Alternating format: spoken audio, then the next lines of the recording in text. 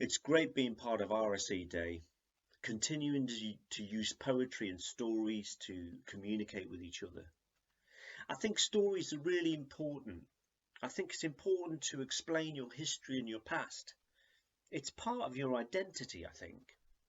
Certainly my identity. You see, I'm Indian, but I'm also British, Asian and English, which is a really interesting mix. I'm proud of it. I'm proud of who I am. But it wasn't always that easy. You see, when I was a child, I was bullied for being Indian, the only Indian boy in my class and year. Some children used to pick on me. They'd say, I don't like the smell of your food, curry, or why don't you go back to your own country? Which was strange really because I was born in England. So they were painful moments. They were painful times. Not easy, but I got through it. And you know, reflecting back, I think I'm stronger for it. I can now tell that story through my poems. So it's important to look back and reflect.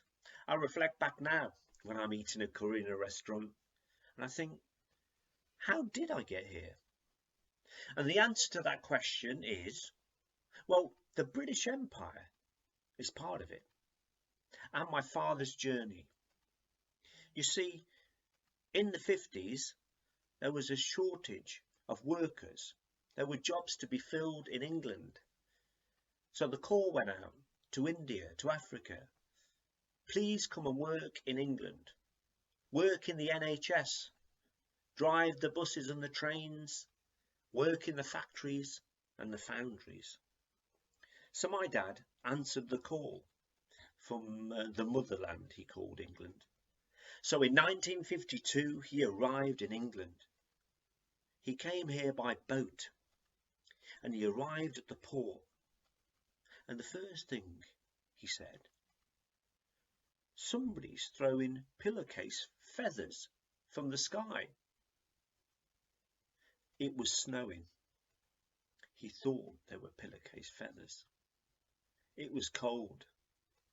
So he arrived from India in a cold England and started to work in the factories. That was the part of his journey, a part of thousands and thousands of people who came to England as migrants, as immigrants, to make a home here, to work here, and to make a new life. So I'm here because of my dad and because of the British Empire. So here's a poem I'm going to share with you that describes that journey. It's called Empire Calling.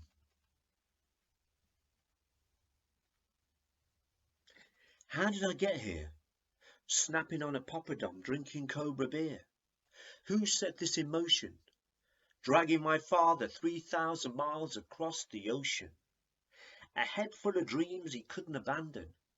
Ended in the night shift in Wolverhampton. You see, you build your nation on mass immigration, then you blame us for the lack of assimilation. Who set the rules that we were the bait? Chased by the skinheads on the housing estate. Where do they hide, these voices of reason? An Englishman's home's his castle. To say otherwise is treason. You see, you built your commonwealth on the backs of the poor, from the east docks of Blackwall to the West Bengali shore. So don't blame the migrants, the immigrants, the poor refugees. When the empire's calling, we all sail the seas.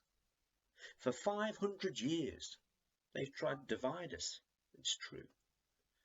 But we'll stand together because we are the many and they are the few. Thanks. There are a number of things in that poem, a number of questions asked in that poem. The trade route between India and England was built by the empire. a very big part of that was the East India Company. So from the Blackwall docks in East London to West Bengal, India, the East India Company started the trade. It was part of the Commonwealth and part of the empire. And those journeys are still being made. People have come to Britain to work and find a life. So at the end of the poem, I ask people to be sympathetic to people making that journey, to have empathy with migrants, immigrants and refugees. It's important to have empathy with others. I think it makes you a better person. And empathy is a very interesting word. Empathy. To understand and share feelings of others. To empathise. And that's a really important part of the journey. There are also a number of things in that poem. Things that you can maybe look up, Google, put in a poem. The British Empire. What was it? What is it?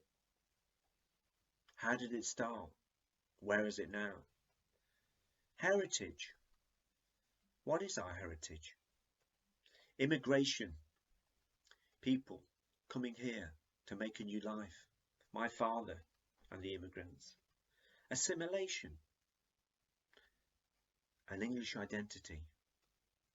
Assimilation's an interesting word. It means to blend into the culture.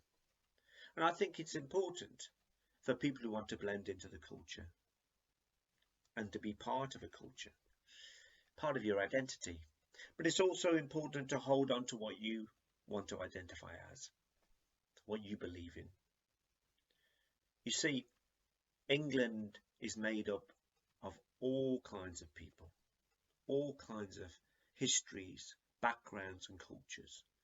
England is a really good mix, a bit like me, a mix of a lot of things, and that's something to be proud of. So now it's over to you for your poetry challenge. I hope that's given you a lot to think about. And your challenge is, write a poem that communicates to others what makes you, you. What makes you, you? Now, you can think about your history, you can think about your heritage, you can think about your identity, and think about your personality. Tell people about yourself, celebrate it. So, a reminder of your poetry challenge in your title. Your poem. What makes you, you? I hope you enjoy doing that. It's been really good spending time together.